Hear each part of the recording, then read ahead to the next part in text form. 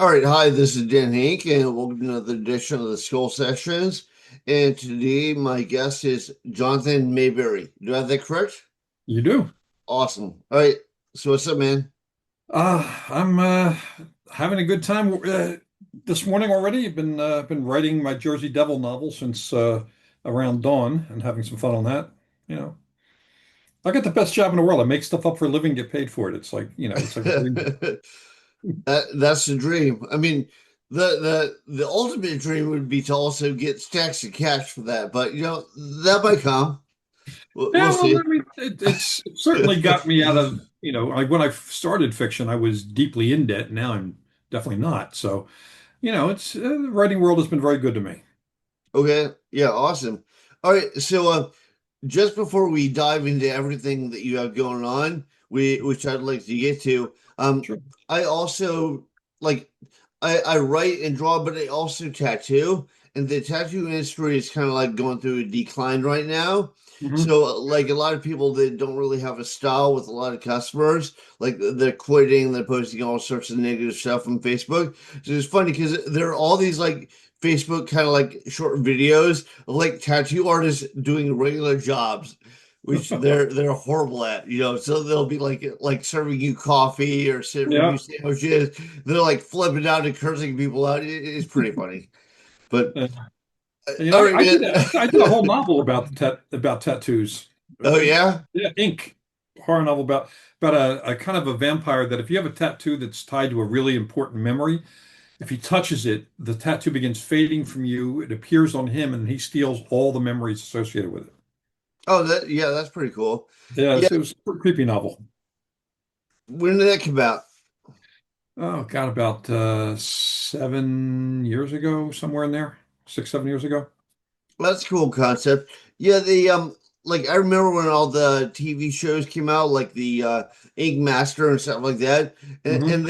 they're kind of a mixed bag. They're like, they're good because it kind of puts stuff in a more positive light. Like now you had people that would never consider getting a tattoo. They're like, oh, it seems not that bad.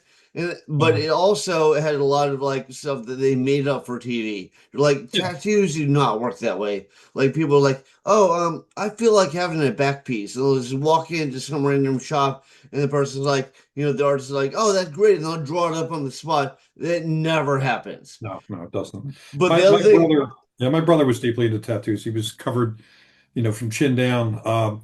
Started getting him in Nam. He did several tours in Nam, and he set me straight on some of the realities of the tattoo culture and yeah, some of the intricacies of it. And he hated those shows because he said it just gave the wrong impression a lot of times.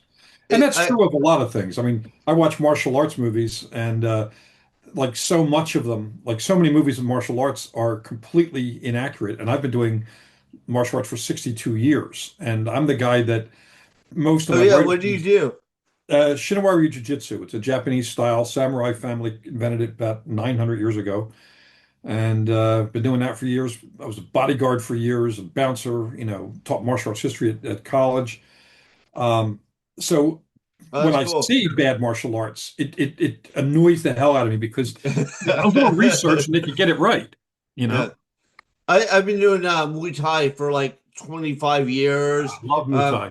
and I do Brazilian Jiu-Jitsu and stuff. But yeah, same thing. It's like I'll watch movies. I'm like, people don't punch like that. People Yeah, don't move like that. But yeah, no, it's the same thing with those TV shows.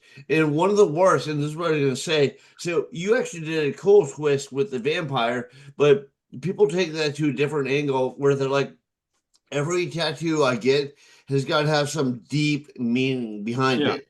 So Um, people would come in, and I'm like in my perspective is this: if you like it, that's the deep meaning. When people mhm. come in, they're like, and they would try like they saw an ink master, like some guy got a guy punching a cancer ball because you know his daughter beat cancer. So they're like, I want a story like that. So like, yeah, I'll just get the standard cross that like everybody and their brother and the pet goat has, but I'm gonna make up why that's memorable to me. It's like, Right. dude, just calm down.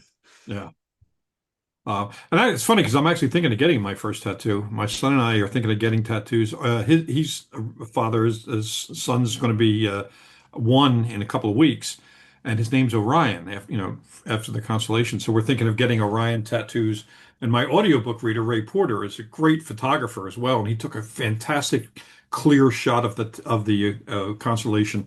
We're gonna get that, but it's mostly for fun, to kind of celebrate being both a first-time father and first-time grandfather. But But there's that's kind of there's cool no too. Like hidden, if yeah, you but there's got no like an no actual levels of space hidden. scene, that'd be Yeah, cool.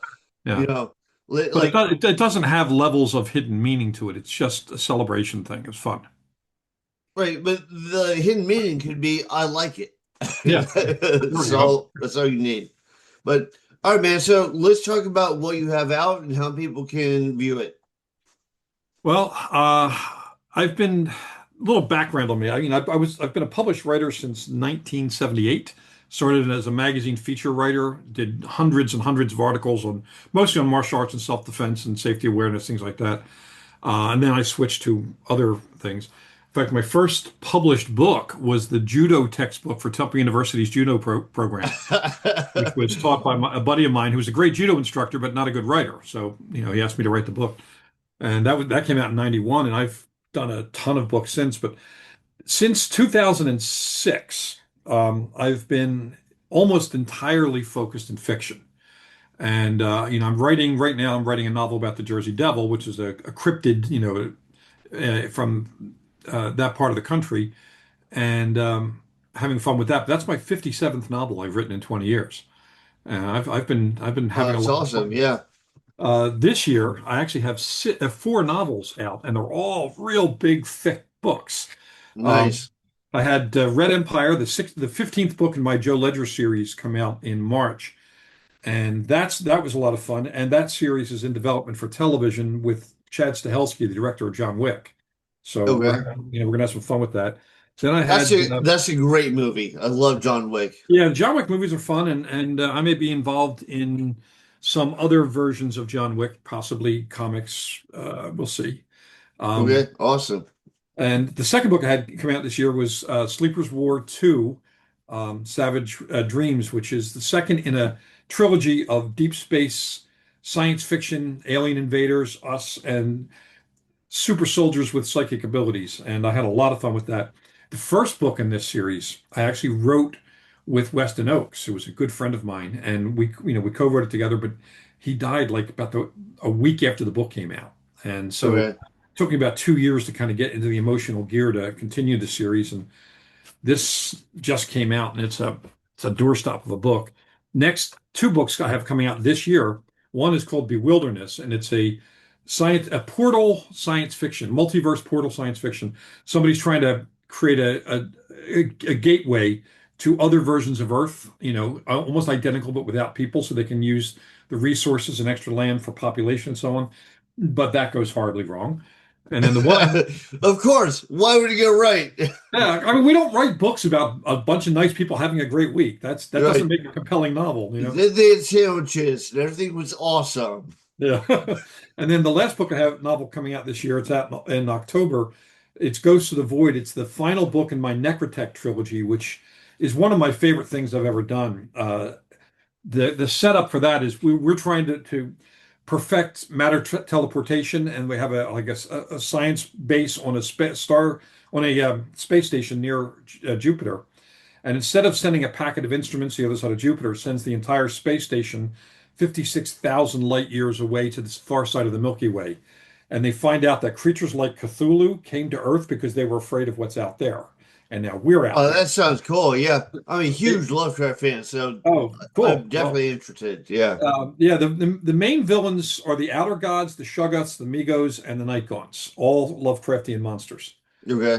And the heroes are mostly human star pilots who die in battle and then are resurrected as ghosts to pilot these shape-shifting giant alien spaceships. So it's kind of like Transformers meets Lovecraft with Have you ghosts. read Old Man's War? Oh yeah, of course. John Scalzi's a buddy of Yeah, mine. Yeah. that's one of my favorite novels. Like current sci-fi novels is one of my favorites. Yeah. 'Cause He I just put thought out a that's new one. very clever. Yeah. Yeah. He just put out a new one too. So I read Old Man's War and The Ghost Brigades. What else did you put out? Uh, I think there's like 6 or 7 books in the Old Man's War series. I get so busy with my anthologies and everything. It's Yeah. like everyone's like, "Oh, dude, you should check this out. You'd love it." I'm like, "Okay, I'm sure I will." And then I just don't get to it, and I feel like a douchebag. But Yeah, but no, yeah, it's tough because the more you get into writing, the more of your friends are writers. And like everyone I know is a writer. I couldn't possibly read all the books of all my friends. yeah. Um, And they all and give you stuff too. They're like, "Hey, yeah, man, check out my book." You're like, "Oh, cool, thanks, yeah, man." And then you yeah, don't read it, and like next time you see it, like, "Oh, did you read the book?" And you're like, "Oh, fuck." yeah. Plus, I get hit for blurbs. I just got hit for a blurb today of one of my favorite comic book writers has written a novel, Fabian Nixa, and I love this guy's stuff. He was a Marvel writer, and so on, and he's written a novel. So my editor, who's my editor for my Joe Ledger novels, is his editor. He asked me this morning if I'd blurb it. I'm like, hell yeah. So I get to read that. I get to read a lot of books that I'm doing reading for blurbs, and a lot of them are really, really in my wheelhouse. So it's a lot of fun, and you get to do a solid for a friend. Yeah, cool. Yeah, I just like I get so backed up, and everybody and people are like, "Have you checked this out? Have you checked that?" I'm like, I do too much already. My girlfriend already yells at me. So Yeah, I hear that. I had to make some changes in my writing career just to make sure that there was plenty of time for family. But for a while, I was kind of obsessive about it. I wanted to build the career. Now I want to, level it out at a nice level. Mind you, I've always been a fast writer. I went to journalism school rather than creative writing school, so that teaches you to be fast.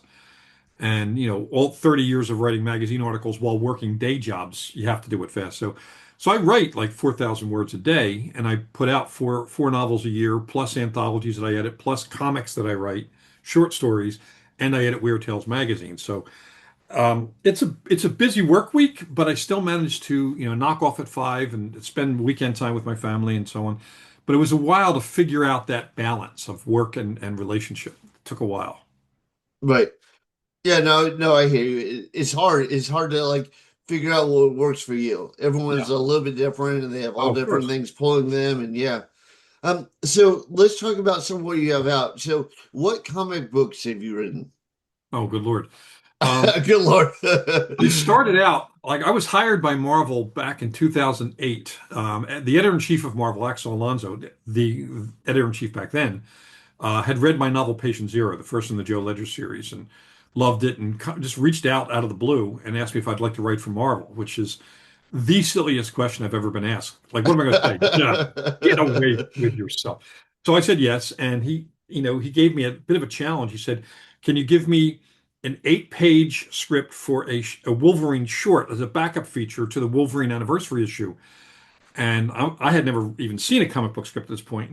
And this is we were talking on the phone on Thursday, and he said, I said, "Well, how much time do I have to write this?" And he said, "I'd love it on Monday or Tuesday."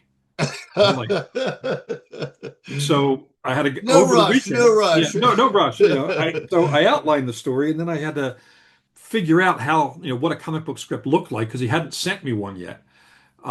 So I luckily the formula for doing one is pretty. I mean, the structure is not that simple. You don't need special software. What I did is I sat this is back when Borders was still open. I sat at a Borders in their coffee shop and had a couple of comics. I just took one of the comics and just I think there are reversed. just a few left. I'm not Yeah, positive, but I think there yeah. are. There's none in the States, but there's still in Mexico and a couple other places. But anyway, so Okay. I reverse engineered a comic back to the script because what I knew about comics was the writer not only writes the script, but he also decides how many panels are on each page, the size of the panels, gives art direction to the artist, writes the sound effects and everything else. So the writer has to do all of that. And by reverse engineering a Punisher comic and a Wolverine comic, I was able to figure out, the script style. Later on, I actually got to compare my reverse engineered scripts to the actual scripts that Marvel sent me as samples, and they're pretty close. It's kind of an interior logic that I write a comic. And so the first one I did was a Wolverine comic. The next one I did was a Punisher comic in what they called the Punisher Max line, which was their hard R-rated Punisher comics. So I did one for that big 32-page thing. But I've done Marvel Zombies. I worked on Marvel Zombies Return. I was the regular writer for 2 years on the Black Panther comic. In fact, a lot of what I did in Black Panther made it to the movie Black Panther Wakanda Forever, because I was the first one to put Shuri in the armor and I put her up against Namor. So a lot of that movie, actually, about 40% of the movie is drawn from my comics, which was awesome. My son and I even got to go to the premiere, hang out with the cast, all that stuff. Cool. Did they Uh, compensate you at all? when you write for a big company like Marvel, you get paid well up front and you get paid on the graphic novel sales, but you don't get paid for what they take for the movies because it's work for hire. Right. But it sold the hell out of my graphic novels. So I'm okay Oh, with that's that. good. Yeah. Yeah, I made good money there. And also the prestige, it's just so fun going to the world premiere of the movie and hanging out with my son and the cast, that's surreal. So I did Oh, I'm that. sure. Yeah. I did a Captain America project. I did this one series, kind of like my own series within Marvel called Marvel Universe Versus. I did a Punisher one, a Wolverine one, an Avengers one. It's kind of closer to 28 Days Later than Marvel Zombies in that they're not zombies, they're infected. And in this case, they turn into savage cannibals, and the Punisher is one of the few people who's immune to it. So I started off with him, had fun with that. And then I moved on when Disney bought Marvel, they began to micromanage the comic book writers. So a bunch of us kind of jumped camp at that point and went to other companies where we had a little more creative freedom. So I went to Dark Horse and I did a horror comic for them called Bad Blood that went up winning a Bram Stoker Award as Best Graphic Novel of the Year, which I was very happy about. I've worked for IDW, did a bunch of stuff for them, my V Wars stuff, which became my first TV series on Netflix. And most recently, let's see, I adapted a Ray Bradbury short story, The Scythe, for a Weird Tales graphic anthology edited by James Aquilone. I did a four-issue prequel comic to a Swedish video game that's being introduced here to this country. The game is called Mutant Year Zero, and I did a four-issue comic, and it'll be out sometime next year, I believe. And worked with Paul Pelletier, who's a fantastic artist. That was great. I did a one-shot Godzilla versus Cthulhu for a game company. And it was a special edition they did. They got permission from Toho and Legendary for me to use the Godzilla characters. That's one of those things where you're almost embarrassed to get paid for it because it's so much in my fan base wheelhouse. I'd Right. have almost done it for free, but I'm right now I'm working on a comic that's under non-disclosure agreement, but it's a very big movie license in the action genre, and Dark Horse has hired me to write that comic, and I'm just about to start the first script. I already turned the outlines and everything else in. So I love doing comics. I've been doing quite a lot of it, and it's a fun side gig for me. I mean, novels are my main gig. Short stories are the second most common thing I do. Comics third, but I love all three of them. Okay. Yeah, I've noticed just a side note real quick, I've noticed that a lot of video games, they're very complexly written now. Like Fallout became a series, like Yeah, The Last of Us became a Last of Us, series. right? So it's like you have all these characters that are like very well developed. The storyline is like very complex. So yeah, it's not like often when people think video games, they think like the old school stuff, like Yeah, Mario Brothers or yeah. Legend of Zelda. It's like, and even Legend of Zelda had some plot, but I'm saying now they are like really, Oh, really very complex dense, very plots. complex. Yeah. In fact, I don't play video games because I'm afraid of getting addicted to them because I honestly I think I would just do nothing but No, same here, same here. I hear you. Yeah.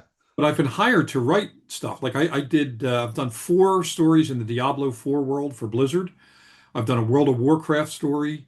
I did a couple other projects, and I also did a novel based on a tabletop role-playing game, Deadlands. I Okay. did the first novel set in that world, and I got a couple other projects that again are under non-disclosure agreement. But a lot of that and the comic book work fall under the category of media tie-in fiction. And there's a whole organization for people who write stuff tied to like Star Wars, Star Trek, CSI, whatever. And somehow I managed to become president of that organization a few years ago. Martinis were involved. I don't remember saying yes, but next day everybody just congratulated me. So, you know, And it's fun because it's given me a But chance. alcohol, it could happen. Who Yeah, knows? yeah, it can happen. And as a result, I've got to work in a lot of tie-in worlds. Like my first New York Times bestseller was a novelization of The Wolfman, the Okay. 2010 version of it. Because unlike Frankenstein, Dracula, and so on, there was never a Wolfman novel. There have been werewolf novels, but not an official Wolfman novel based on It's the kind of character. weird. Yeah. Yeah, He's case of like the such a famous character, and like there's nothing. Yeah. Yeah, because all of the details that most people think are part of the werewolf legend were actually invented by the screenwriter Kurt Siodmak for the 1941 original Wolfman. The whole thing about, he only turns into a monster 3 days of the full moon. He's Wolfbane can drive it away. Silver bullets can kill him. None of that was in folklore. That was all invented by a screenwriter. Just like in vampire stuff, the thing about a vampire not being able to enter a house unless invited and a vampire being afraid of the cross was invented by Bram Stoker. It's not in folklore anywhere in the Oh, world. really? Yeah. But because that movie was how most people heard of, or that book was how most people heard of vampires, people think that's what vampires were. And I actually have written 5 nonfiction books on the folklore of supernatural monsters, vampires, werewolves around the world throughout history. So tell me if this is true. I've heard like part of the reason why the vampire myth started up is I believe is in Romania where people would be like they had an allergy to too much sun exposure that turned into like a you can't be in the sun. Well, it kind of, I mean, Romania actually has no true vampire legends, which is weird because that's where that's where Transylvania is. So, Right. but they have a legend of something called a strigoi, which is an invisible, pernicious, evil spirit, and it comes and either spreads disease or sucks out life energy or breath or whatever. And in fact, the word Nosferatu does not mean undead; it means plague carrier. It is, Oh, wow. yeah. Bram Stoker got that wrong when he was writing I Dracula. I heard that Nosferatu was kind of like a Germanic re-envisioning of the vampire myth. To a degree, but it's actually the word is Hungarian and Romanian. It's from that area, and every country in the world has vampire legends of one kind or another. Some of them are kind of like you had the Russian vampires, the Uper, and then you have like 5 or 6 countries like Poland and so on that are near Russia that have variations on that. You have German vampires, the Nachser and Blautsager and the Alp, and then you have countries around it that have similar versions. And it's so, as populations move, the legends move with them. Just like in Haiti, they have the legend of the Loup-garou, which in New Orleans and in France means Became the werewolf. zombie. No, werewolf. Loup-garou Okay. means werewolf. But in Haiti, it's not a werewolf. It's a spirit, like an old woman who tears her skin off, turns into a ball of glowing light, goes around and steals life energy from people, and then goes back to her skin. Oh, It's like, wow. where the hell did that even come from? But the folkloric monsters are so much weirder and cooler than a lot of the what I call the Hollywood monsters. And I like The writing the about the Universal monster. Yeah. yeah, yeah. And I like the Universal monsters, don't get me wrong, and the Hammer Films versions, but I also love the folklore because I was introduced by the folklore first by my grandmother, who was a wonderfully creepy old lady. She was actually born on Halloween, so that gave her extra cool points. Was she And in all that stuff? Like the she like believed kind in of the everything. dark side? Yeah, well, she not so much dark side as what she called the larger world. And she didn't Right. look at it as good or bad. It was positive and negative energy was the way she looked at it. But she believed in vampires, werewolves, ghosts, and everything else. But Oh, good. she also had me read the cultural anthropology and the science to try so I could decide whether it was something that I thought was supernatural or I thought was something that was just misunderstood. And that brings us back to the Romanian vampires again, the Strigoi, because that is the basis for a lot of, I mean, there are a lot of legends of creatures that come in and suck the life out of you. And since children, there are certain kids who die from what they call sudden infant death syndrome. That was believed to be some sort of vampiric spirit until they understood it was actually a medical disorder. A lot of what we believe, like another on the same topic, werewolves in folklore, werewolves can turn into a wolf anytime they want, but they turn into a wolf, not a half man, half wolf. They can be Oh. killed any way a wolf can be killed, and they retain their human consciousness. And the first werewolf novel, by the way, ever was by the guy. It was written by the guy who wrote the Three Musketeers, Alexander Dumas. Oh, what year was that? Oh God, 17 or 1800s. I'm not sure exactly what year it was, And by but the way, I just noticed your shirt. That's an awesome shirt. With yeah. the whole Cthulhu, yeah. Yeah, but that novel, the Wolf Leader, I have copied on my shelf there, was I actually wrote a foreword to it for a recent edition of it that came out from Wordfire Press, the publishing house owned by the author Kevin J. Anderson. I've done forwards for a few of his books. In fact, tomorrow there's a book coming out called it's about Dr. Taverner. It's a character created by Dion Fortune, and it's one of the first occult detectives in fiction. So I got to write the forward to that one too. It's fun, you know. But I love the folklore, and most of the monsters I use in my stories are the folkloric versions of werewolves and vampires and ghosts and so on, rather than the more traditional versions. I've heard I would bring a couple things up before I forget them Sure. because I don't have great memory No, no, hit sometimes. me. But so I heard that a lot of the witches in the Salem witch trials, which by the way, they were not burned alive. That's a myth. But I heard a lot of like the witches. What happened is there was like bacteria that got into some of the wheat, and so they ate it and they had visions because they were tripping the balls off. But then people are like, "Oh, they're witches." Yeah, anytime a woman does something out of character, they immediately think she's evil, a witch, or whatever else. There's a lot of oppression of women because of misunderstanding, and science has a lot to do with that. But that thing with the wheat, there's a number of different diseases that come out of that. There was one called the dancing sickness, where people would start moving like they're dancing, but they would dance to death. They Oh, would, I heard it. I heard that yeah, there's it's like called a ergot. outbreak in New York City, right? We're Yeah, like, and this goes back, I mean, hundreds and hundreds of years. I wrote yeah. a whole novel about that. Cave 13 deals with ergot, that particular bio. Is it Uh, destroying wheat? yeah, it's a fungus that grows on wheat, but it Yeah. grows on wheat that's been stored improperly. And Okay. usually, the rich people in a village would ever get the freshest wheat, which would be on top, and they would leave what's left on the bottom. And by that, the stuff on the bottom of the silos of wheat would be sitting there and rotting a little bit. And then Yeah, it makes sense. Totally makes so it was sense. usually the poor folks who got the diseases and the rich folks who blamed them for getting the disease. Yeah, that Yeah, has I was watching another thing where like they're talking about the Black Plague and like it's always blamed on rats. They're like, actually, it was probably people. And they brought like bed bugs and stuff like that, and like fleas. those. Yeah, exactly. And that's where the virus came from, not Yep. actually the rest. So the rest are being Oh no. incorrectly blamed. Yep. They were vector. In fact, this novel, which came out in March, deals with the Black Plague. Okay. Yeah, modern version. So a lot of the history of the Black Plague is included in that. And yeah, the rats were no more guilty of that than the cow was in the Great Fire of Chicago. Nothing to do with it. The rats You know, were rats are very smart too. Yes, but they were a vector. They carried the fleas, but they were not co-conspirators in any way in creating the plague. It'd be kind of cool if they were, but That would be its own story, and that would be a fun one to write. The yeah, victory yeah. of the rats. Um, so what is another thing is a little bit off topic, but I wanted to ask you before I forget it was Sure. do you think that like the complex plots for video games has replaced stories or like toys? Because remember back in the day, like ROM, the space side comes out, all of a sudden they have to make a backstory for it. So it's like in all the comics, but it's like it was to promote a toy. So do you think that's kind of like the opposite happened with like video games now?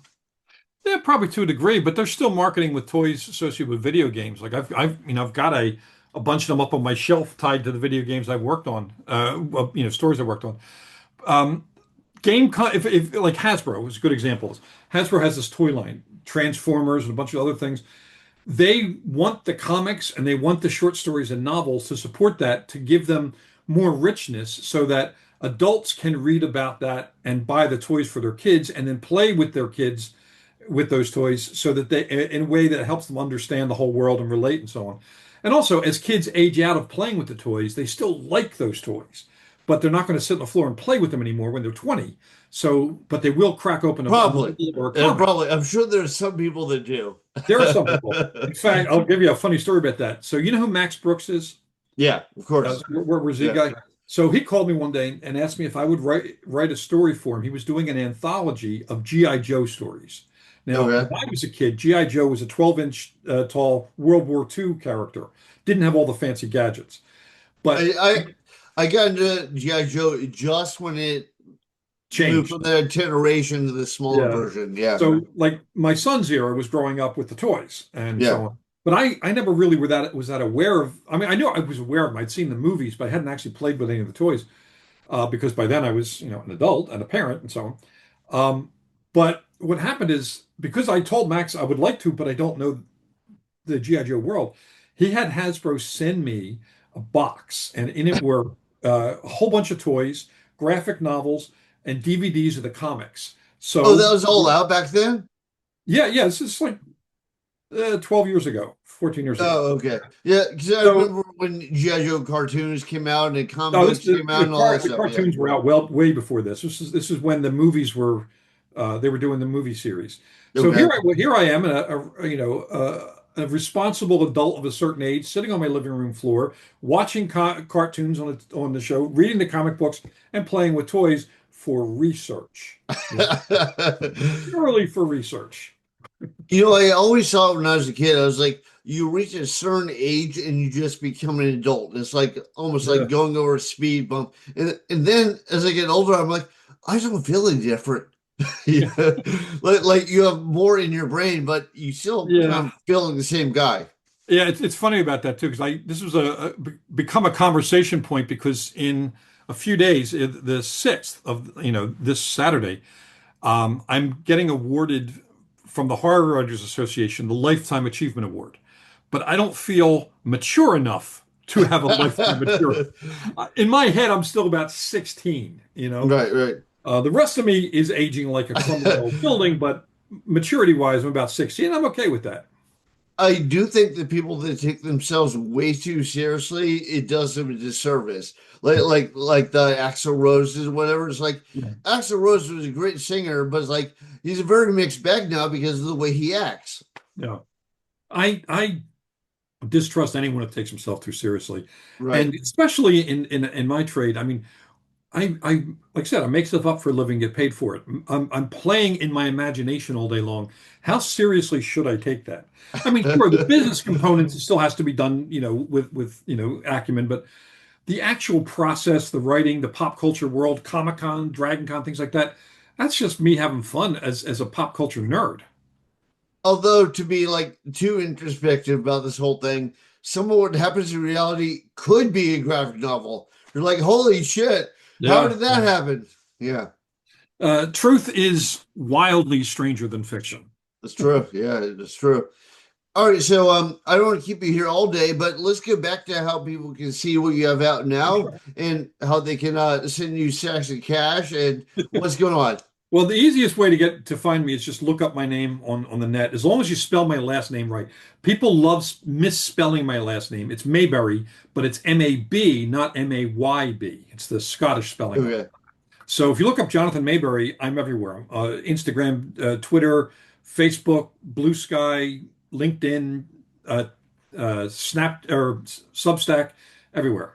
So I'm easy to find. I have a website, jonathanmaberry.com. It lists all my stuff on it. And there's a newsletter you can sign up for there, which is fun. And for the writers who may be listening to this, I also have two things for them. One is on my website, I have a page called Free Stuff for Writers. It has like a sample of a comic book script. It has how to format a novel. It's a sample query letter for pitching a novel. It's all sorts of stuff. It's free downloadable PDFs. Go grab what you need. And every month, I do a 3-hour masterclass online as a charity fundraiser. It splits, usually I split the money between no-kill animal shelters, because I like animals more than I like people, and Who does it? yeah, and food programs, meal programs for disadvantaged kids, because I know what it's like to grow up poor and not know whether you're going to have a meal that day. I remember growing up like that, so I want to make sure that kids get fed. So all the money goes to that, which is great. So that's every month. This one I just put up yesterday. This one for this month is plotting your novel, even if you don't like plots. So it's for plotters or pantsers, which they're now calling discovery writers, but still same thing. But it's basically how to I shape had your not. novel I've so heard that you can write pantsers. it I'd well. never heard discovery writers. It's been making the rounds over the last few months because I think they think it sounds better. And it probably is a little more accurate to what they're doing because they're discovering the story as they're writing it. And Right. I've got no stones to throw either way. I'm a plotter, but there's a lot of different ways to plot. Some of them are pretty close to being a pantser in structure. Like some people will plot like just today's work And and some are go kind of outline weird that. mix of both. Like they Yeah. have the beginning, they have the end, everything in between in seat of the pants.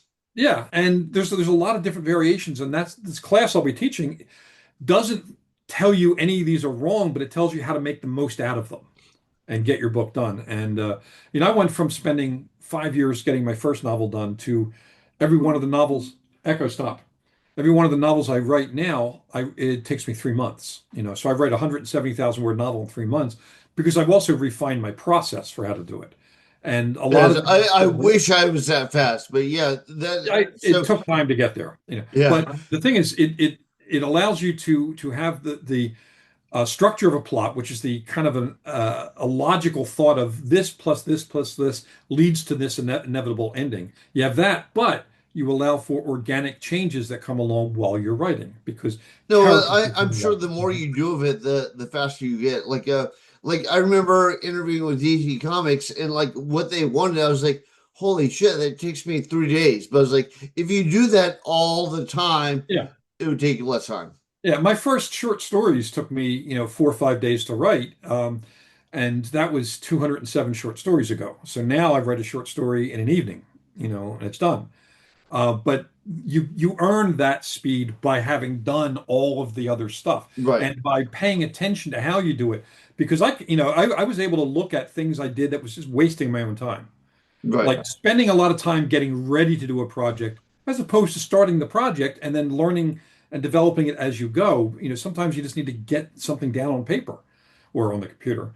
And Let then me others, let me get your take on something yeah, hit me. because so like one of the people like I did a couple of seminars by like Alan Moore and by Stephen King, and I remember Stephen King had this one thing. So I do not follow this line, but he was like, try and get a bunch of words down a day. So set a limit and try to get that many words down every day. They might be crap. You might go in the next day and go, I've got to edit them, but try and get them down. When I've done that, I find that they're all crap. Of like, don't like I find that it's not beneficial for me to force myself. So Right. I'll go until I like kind of reach a roadblock, and then I'll go do other stuff like bike rides or Yeah. or running or whatever. So kind of get those endorphins running, listen to music, get some Yeah. inspiration, and then come back. And I find that's way more productive than having to rewrite stuff that was garbage. Yeah, Which and again, there's a million different ways of doing it. I do like setting a word count every day, but that started back when I was writing magazine stuff. I was working my day job back then was I was a college teacher, teaching martial arts history and jujitsu and other things at Temple University.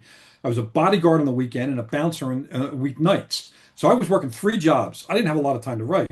Sometimes I could only get one page done a day. So that was 250 words, right? So I set my word count not at 250 but at 175. That I could do, easily. There's no day that goes by unless you're in a coma, you can't do 175 words, right? hell, yeah, come So, on. so what I did is when I hit that lower number, that was my goal, right? So I would put a couple of bucks in a jar, and when I finished the first draft, that money could only be used for something fun. And it equated working with something valuable enough to get paid for. Because a long time before you get either a paycheck or a pat on the back in publishing. So I wanted to make sure I was validating myself going along.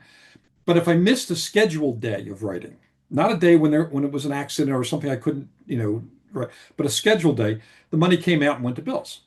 And I did that all through my magazine career. And when I started writing fiction, I started, I would do it a little differently. I would because when you write novels, generally you get an advance. After the first one, you start getting advances. Even though I'd have an advance in the bank or hit my, if I had a word count of say like on average right now I do 4,000 words a day.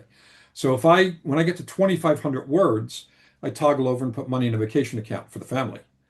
And Okay. so not only is it incentive for me because I want to go on vacation, it's an incentive for them to leave me alone while I'm writing Right. because if I don't hit my word count, the money comes out of the vacation account.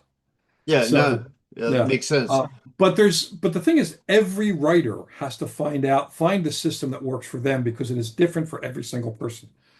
And I have writer friends who, knock out a book a month, and I have writer friends who knock out a book every 5 years, and Right. every iteration in between. As long as it's the one that allows you to do the best work with the greatest amount of joy, As that's long as it's quality, right? yeah. So, would your recommendation be to like add a little bit every day? It might be 1,000 words, it might be 100, but add a little bit every day. I personally like that because every day my mind is thinking about writing. I'm doing a little bit of it, so I'm flexing the muscles because I mean the mind is all about the story creation. The actual putting it down is about sentence structure and syntax and dramatic beats and so on. And you got to flex both muscles. So Okay. I think it's a good idea, but you should never set the word count so high it's a struggle to meet it because that's pressure. Pressure does not help you write. Yeah, no, Um, you're right. Yeah, totally right. So I have one more question for you. yeah, hit me. So when I'm writing and I'm like, how should I progress to like the next point? I'm like, I should really, rather than just like throw something down, I should think about what the best transition is. So often what I'll do is like I said, I'll like go for a bike ride or go for a run and think about it. And I never fail to come up with something after a decent amount of time of Yeah. like not concentrating it. So what's your procedure? Well, actually, first off, let me just say that Ray Bradbury, who was one of my mentors when I was a kid, had a saying that he really loved. He says, "Writing is 99% thinking about it, and the rest is typing." And to a great degree, that is true. So, like the way I do it, I start every day. I live in San Diego, so I start every day on the beach. I go down, if it's cold, I sit in my car. If it's not, I sit on a chair, usually around dawn. I start off by reading poetry aloud for half an hour because reading poetry helps you write better prose. The concision of thought, the ability to distill complex emotions down to a few words helps with your prose. And also, it makes helps you understand metaphor and allegory and things like that. But I read it every day. It puts And you in more that like sing song pattern. I know Alan Moore is a big fan of that stuff. yeah, yeah, and Harlan Ellison schooled me on that about using dramatic beats and how to. So, but also it just enriches your understanding of how words can be used to tell a story. So I do that for half an hour, and then I take a walk, a mile or two, and then that's when I start thinking about what I'm going to write for the day. So for me, I like doing that thinking before I come home and sit down. Some people like taking a break. Sometimes I'll take a break in the middle of the day and go take a walk and think through what I'm going to write that afternoon. Not all of your writing and thinking is done while you're typing. There's a lot of it done while you're doing laundry or driving to a convention or whatever. Just walking around, going to the gym. That's where your mind gets a chance Yeah, to if I have percolate. a great idea, I try to save it on my phone. I'm like, I'll need that for later. Yeah, I have notepads everywhere, and I use my phone. I dictate stuff to myself. I send myself emails and text messages. I never trust, especially at my age, I never trust to memory that I'm going to remember the good idea I have while I'm out I hear walking. you. I hear you. Yeah. Yeah, I gave up on that thought when I was in my 30s, and I'm close to 70 now. So, I've also had the thing where I'm like, that was such a great idea. What was it? yeah. Yeah, and there were sometimes an idea will come along and you go, what am I having cerebral damage of some sort? Because that's such a weird idea, and why is it in my head? And then the writer kicks in and says, "Yo, yeah, let me grab that and go do something with it." Yeah, yeah. Um, but it's the writer's imagination. The way I look at it is this: writers have what I call a flypaper brain. Everything sticks to why we're annoying as hell when we're watching like a trivia show like Jeopardy because we'll just call out the answers all the time. It annoys the hell out of people because we have all this trivia in our heads. But those pieces of trivia kind of float around, and every once in a while, one will magnetize to another, and it goes from disparate, like you don't know where they are, what they are, to suddenly something that's the seed of a story. And a good example of this was how Joe Ledger was created. I had just come from interviewing a bunch of SWAT team guys about how they would handle a zombie apocalypse. I was writing a nonfiction book on what would happen in our real world if suddenly there were zombies. And I'm sitting in a diner, drinking coffee, making notes based on this, and two characters started talking in my head. Now, if you're not a writer, this is pretty much a cry for help. If you are a writer, it's another day ending in Y because scenes start rolling, characters start talking, often without you giving it a push. But if it's interesting, you grab it, you take agency over it, and I did. And that became that conversation turned out to be the seed on which my entire Joe Ledger series was built. And that was if I had ignored it, just thinking, oh, it's me being weird, I wouldn't have written that series. And that series is very popular around the world. But I respect the writer's mind because I've been told by so many writers over the years, this is what happens when you are in the kind of the writing mindset. You have stories that always want to be told. And some of them will pull on your sleeve a little more than others. Some will shout at you, and you got to listen. I like that you did research it. Like it seems like people do that a lot more now. Like so my dad's retired army and he'd watch stuff like when they shoot guns and they like have a 6-shot revolver and shoot 20 rounds. He's like, Yeah. that's ridiculous. Or they have the gun right next to the head. He's like, Yeah. they Or the mean that. X-Files when they used to walk around with their finger on the trigger Yeah, all the time. Yeah. or they shoot like this. You never shoot like this. You shoot like this. But Yeah. yeah, so he kind of liked them, but critique them at the same time. Yeah. So but it seems like people do a lot more research these days. Yeah, and luckily research is easier to do. Like example, when I was writing that novel Ink I mentioned, which is about deals with a vampire that steals tattoos and the memories. I also in that book had two romances, one between one a heterosexual romance and one a gay romance between two women. And I can write the heterosexual romance, but the women's experience, I did not want to write it from the perspective of assumption, even well-intentioned assumption. So I use No, social media. that's a very good point. Yeah. Yeah, So I use social media to say, look, I'm writing this. I have this plot element. I would very much like to, do some interviews, off the public screen, of course, to kind of get an idea of what goes on in that part of our culture so that I get it right. And people are usually very, very interested in talking to you if you're genuinely interested in getting it right, oh, and definitely, yeah. if they perceive that you're actually paying attention. Not only enriches your writing, but it enriches you as a person because you understand more about different kinds of people than people who are different than your own experience. You want to know and understand them and respect them and get a I sense think of who they people, are. I think people are a lot more open these days. Like when I wrote Oh, my yeah. first book, like there's a guy that runs a gas station. I'm like, how do you turn on the pumps in the gas station? So I when I asked the gas station attendant, he's very much like why? Why do you want to know? But now like if I write, for instance, a female character, and I'm like, I have my reaction to that, but that's not the appropriate reaction. Right. No. So then I'll go and I'll ask like a female coworker or a female Yeah. friend and be like, how would you handle this situation? Right. So yeah, people are a lot more open to telling you stuff now. Yeah, and also availability of the internet and social media and so on also allowed us to be in touch with experts of various kinds. I have a network of scientists, historians, and so on that I have cultivated this group over the years by finding like if I want to do something on a certain area of science, I'll do a search on that field and then the word expert and the word controversy in a Google search. It'll usually pull up an article where somebody is talking about, say, maybe transgenics or this subject or that subject.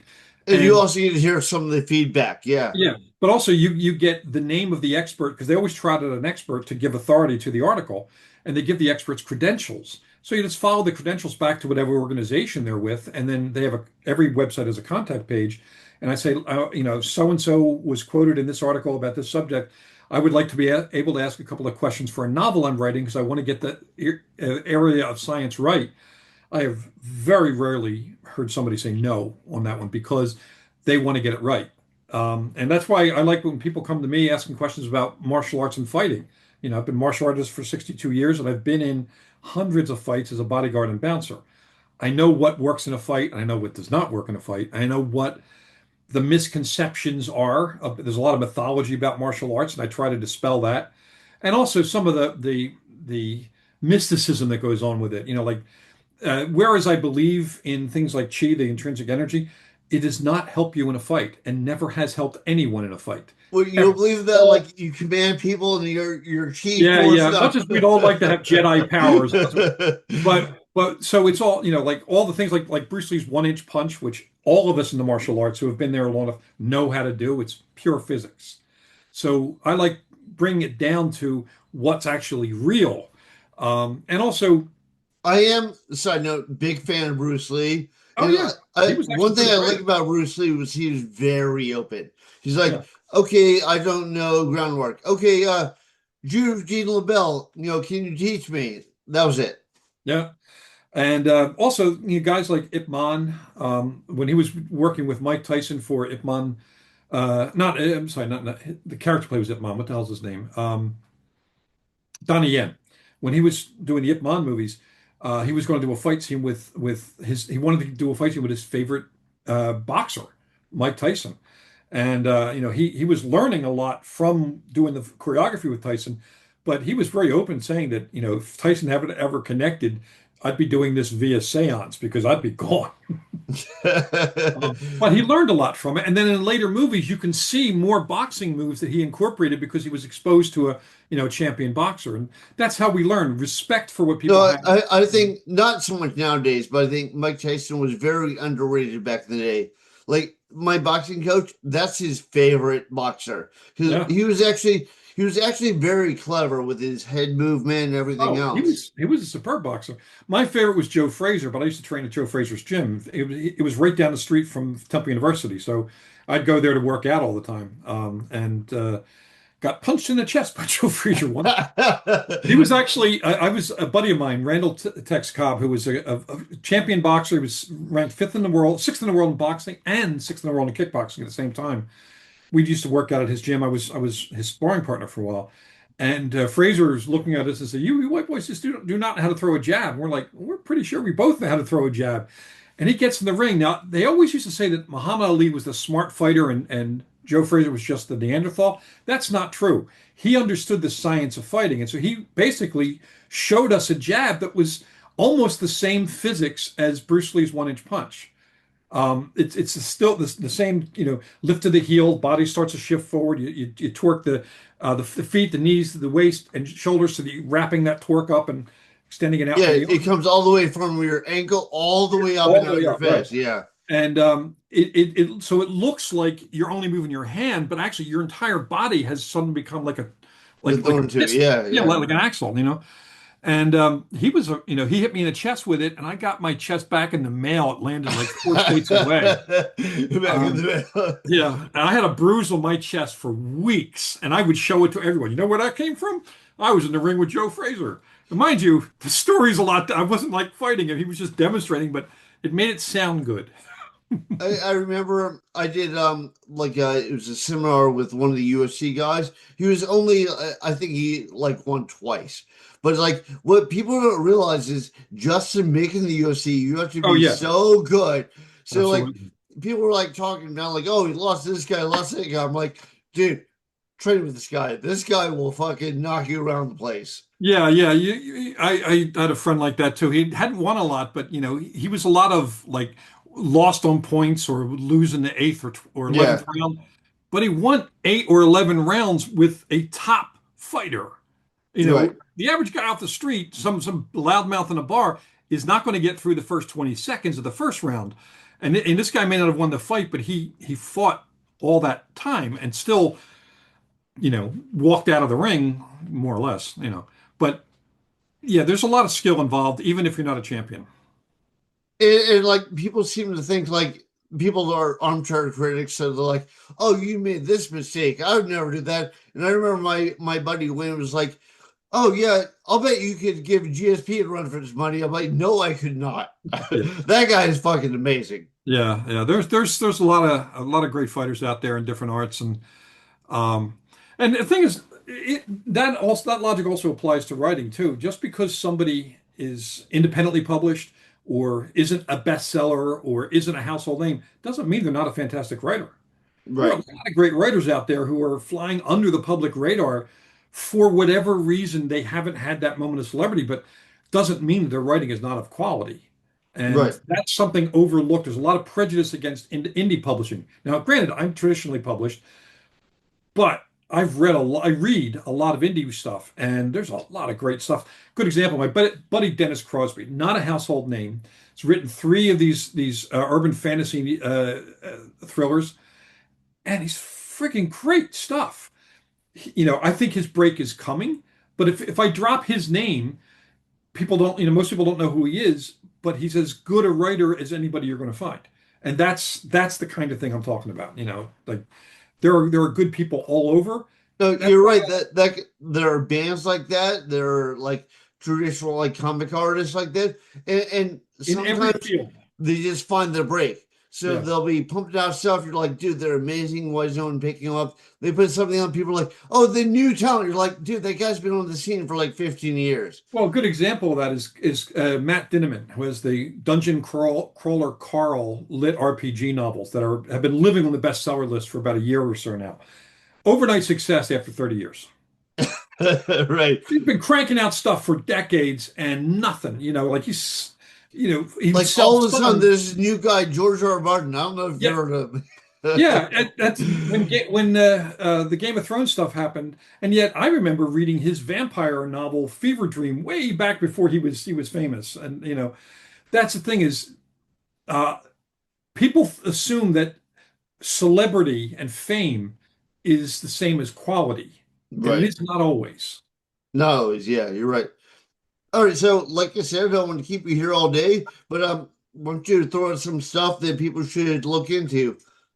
Well, the easiest way to do that is decide what it is you like. Because I write my favorite of my horror stuff is my Ghost Road Blues trilogies, which, with the first three novels I wrote, and the novel Ink, which I think they're all really good, solid entry level horror stuff, to get a familiarity with my stuff. If you like thrillers, the Joe Ledger series starts with Patient Zero. It's 15 books so far. It has turned to number 16. If you like science fiction, Necrotech or Sleeper's War. And Okay.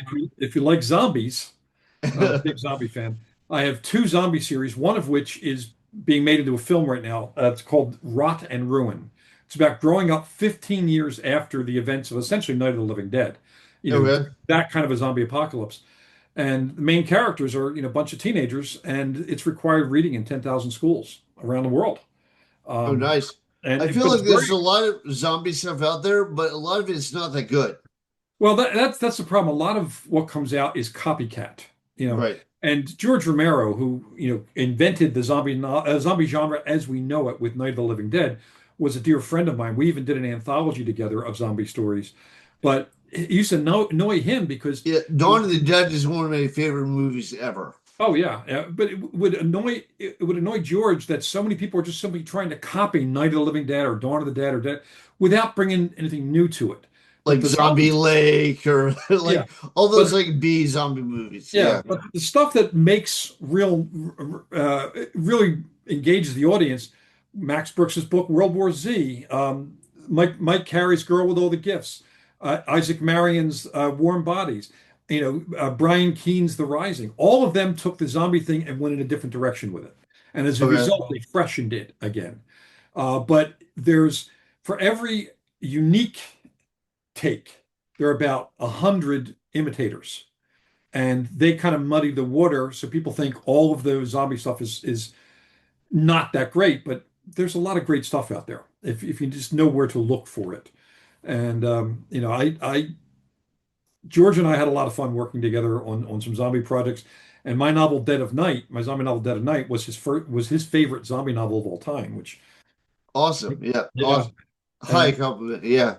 and the reason I wrote that is much as I love Night of the Living Dead, the whole thing about it being radiation from returning space probe makes no scientific sense at all. So I wrote a story about a Cold War bioweapon that got out. And I Right. explained why it was invented to do a certain thing and how it worked.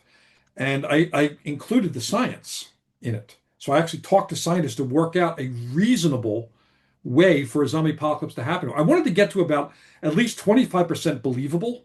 We got to 75% doable. Right. Luckily, the other 30% is not doable because that would be bad. But But that was a fun book to do, and so that's another good entry point book is Dead of Night. So, and for comics, if you like Marvel, go read my Marvel stuff. But all of it's on my website. You can go, you kind of pick and choose and see what you like, and then go to your favorite bookseller and grab it. And if anybody wants any signed books, they can order those from either Artifacts Books in Encinitas, California, or Mysterious Galaxy Books in San Diego, my two local stores. And they let me know when somebody has brought in, has ordered a book and wants it signed and personalized. I just swing by you can and stop in and like sign it. they're, a couple minutes away each store. So Do you have any swag like bookmarks or stickers or anything? I don't at the moment. Though I actually am working on a new patch. For my Joe Ledger series, we had a patch for the organization he was with for the first 10 books. Now he's in a separate organization. We're up to book 6. And I kind of have an idea suggested by my audiobook reader for what a patch might look like. Just need to get someone to physically design it, and I'll sell that. And I've got some merch on Cafe Press. That's all, again, all charity fundraiser stuff. Every penny of it goes to charity. But I'll have some more merch out sometime soon. Some of it is I don't want to put too much merch out until a book, until a movie or TV show is there, and then we do stuff to support that. Right, don't bombard people with like little stuff when you have something dramatic. Yeah, Yeah. like when Marvel did Black Panther: Wakanda Forever, they did a Funko Pop of one of the characters I created, and that's that I advertised the hell out of that. That was fun. So Okay, cool. Well, thanks, man. Thanks very much. I think people should definitely pay attention to some of the advice you gave. I think it's very pertinent. Do you have anything else you want to toss out there?